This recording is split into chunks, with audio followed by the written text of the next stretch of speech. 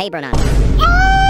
Why is sneezing in public basically a crime now? Like I sit minding my own business, walking around, and my nose starts doing that lil countdown like, ayo, incoming explosion. So I am over here fighting for my life. Trying to hold it in. Looking like a busted pressure cooker, and then it just happens. I sneeze one time, and suddenly the entire room turns to me like I just pressed a big Red button labeled do not push. People taking cover behind tables, some dude giving me the side eye like I unleashed a level 10 curse spell, toddlers clutching their juice boxes.